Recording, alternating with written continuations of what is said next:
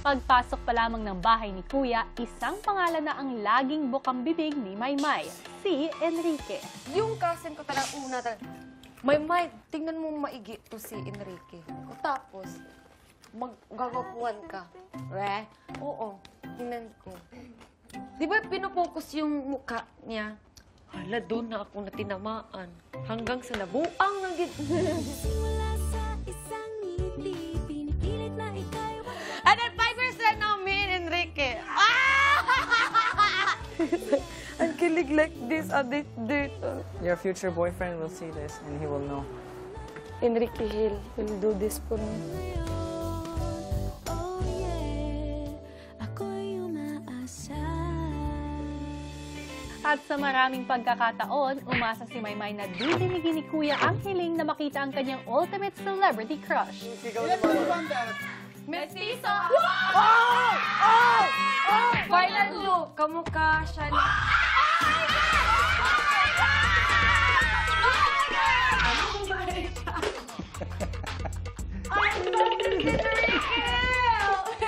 Kuya, kahit ito lang. Matagal ko na po siya hindi nakikita. Ibibigay ko sa iyo yan. Kinakailangan mo na makabuo ng isang buong Rubik's Cube. Maymay! Malapit na! 40 na lang! Mahiyakan mo na ako. Oh my God! Oh my God! Oh my God! Kuya!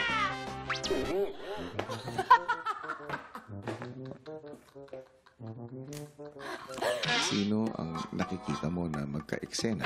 Si Enrique po. Sige, pagbibigyan kita. Kuya!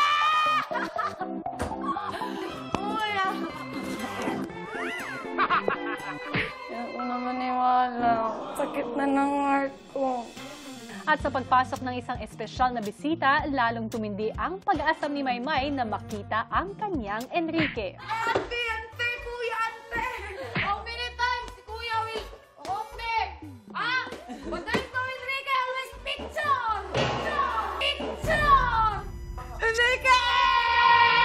At ngayon, matapos ang matagal na paghihintay, tutuparin na ni Kuya ang hiling ni Maymay. Maligayang pagbabalik sa bahay ko, Enrique, para malaman mo, #1 fan mo si Maymay.